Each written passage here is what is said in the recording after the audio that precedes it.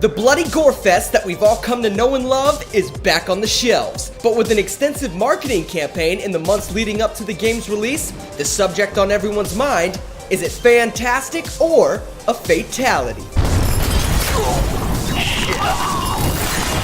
Let me start things off by saying Mortal Kombat X is the best looking fighting game I've ever played. The first thing you're going to notice when starting up the game is the option to choose a faction, a subtle hint to the excitement that lies ahead. The first result of this choice is noticed in the background behind the simple but very organized menu screen. The different faction you choose, the different background. But once the player decides to start up the story mode, MKX introduces a much more cinematic experience than in previous game installments. A highlight of this is how NetherRealm Studios effectively incorporates their form of slapstick comedy with the serious tone of the script.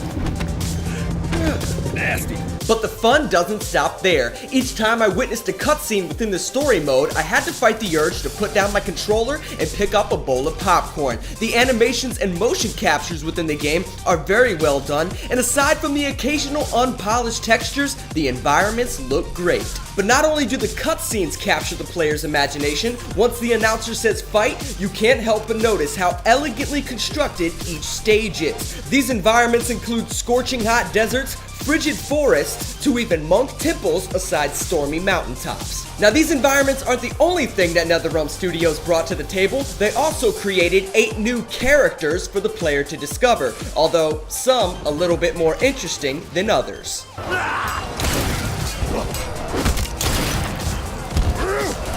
Nevertheless, each character is appropriately introduced into the MK series in what I consider to be a strategic move by NetherRealm Studios in order to create a new generation of fighters and a new generation of players.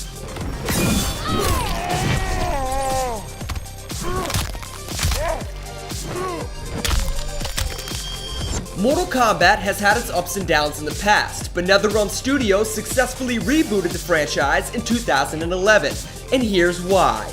MKX stays true to that reboot installment while also adding a new twist, the most obvious of which, character variations. With a scheduled 29-man roster, each of which having 3 variations, every time you sign online to fight somebody, you have the possibility of fighting 87 different opponents. Now of course, each variation has its pros and cons. Some rely heavily on close quarters in-your-face combat, while others shine light on distance control with a large arsenal of long-ranged attacks. Adding to the creativity of these variations is the fighting mechanics. The combat system in MKX feels tight and fast, but surprisingly simple to learn and utilize. And my personal favorite thing about this game is how it stays true to the juggle manipulation that continues to make Mortal Kombat the go-to game for competitive fighting and esports.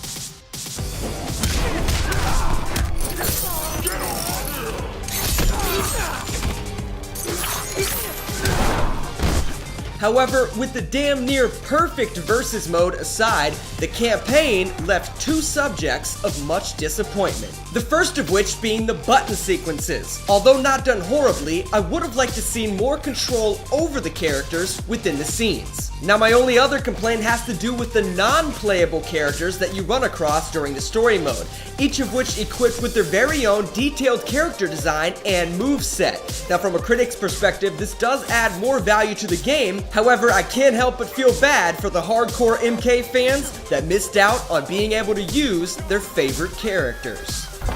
Another Adenian, the supposed half-god. Who got here? I am a son of Argus. I was not merely declared a god by these fellow commoners, Bullock. So now that you've seen parts of the story mode and multiplayer, I'm sure some of you are wondering, what else is there? Well, I'm happy to inform you that there is an insane amount of extra side content that is not only going to please the fans of the fighting game genre, but is also going to effectively reach out and grab those of you who might be on the fence and get you over here. The elephant standing in the middle of all this extra content is, of course, the faction wars. As you play the game, online or off, you earn experience towards your faction. At the end of the week, whichever faction has the most war points is crowned the winner. I personally think this is the most ingenious addition to the game for the simple fact that I know there's a lot of players that don't necessarily enjoy competing against others in versus mode, but they do want to stay competitive.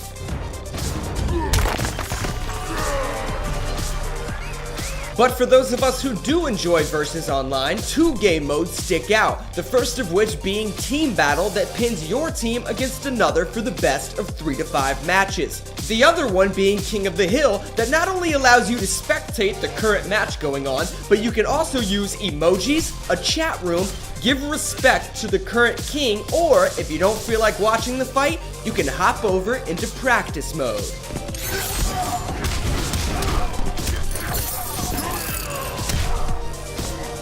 Classic game features like the Crypt and Challenge Towers make their anticipated return, but with some fancy new updates. The addition of the new Living Towers will keep players engaged for quite some time. This features 3 different towers that are updated every hour, day, and week, so that every time you sign online, you're met with a new experience. The Crypt, however, takes a much more subtle approach to piquing gamer interests, but it's nonetheless an addictive game mode. It features a labyrinth of secret passageways and corridors that feature unlockable items you purchase with in-game currency. These unlockable items include emblems and banners for your custom player card, brutalities and fatalities, and what I might consider to be the coolest form of side content that I've ever unlocked in a video game. NetherRealm Studios allows you to unlock fan art within Mortal Kombat X. This goes to show you how much they truly appreciate their fans, and I, for one, respect that a lot. MKX features a vast number of environments, all of which include beautiful textures and colors that help make the animations and graphics pop. Aside from some very generic button sequences during the story mode, the addition of character variations within the tight and easy to learn gameplay makes for an exciting experience. Whether or not you're a fan of the fighting game genre, MKX includes a huge number of extra side features that will surely keep you entertained throughout the spring and summer dry season of video games. So go ahead and throw away those wannabe techno soundtracks and put in the only one that matters. MKX is the best installment in franchise history and receives a 9.1 here on Thug Life Gaming. This one serves Nelina no longer. You will defend your Empress! Our creator, Shao Kahn, is dead. We will serve whom we choose.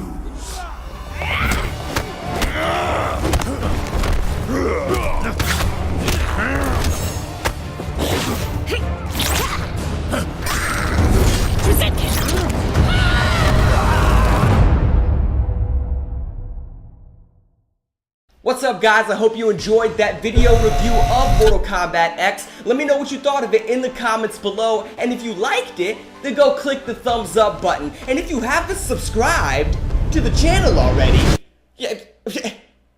I don't understand. Okay, well maybe you don't have a YouTube account, in which case you should make one and then subscribe.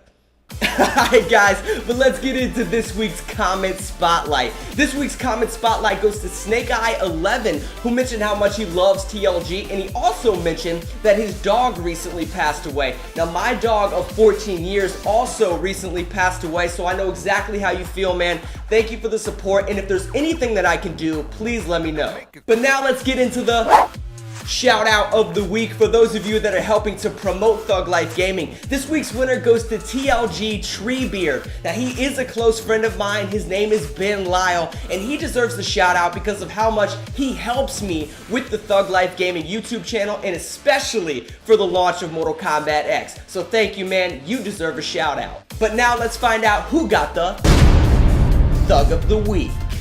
How you get the Thug of the Week is you fill out the form on the contact page of thuglifegaming.com, letting me know what makes you a thug. This week's winner goes to Do You Got's Wi-Fi XX. Now this young man deserves the Thug of the Week because he's part of a very hard-working family who's constantly out there working and on the grind. And in order to help them out financially in any way he can, he recently just joined the paper route. So I think that's really cool, man. Remember that hard work does pay off. I think what you're doing to help your family is awesome. You deserve the Thug of the Week.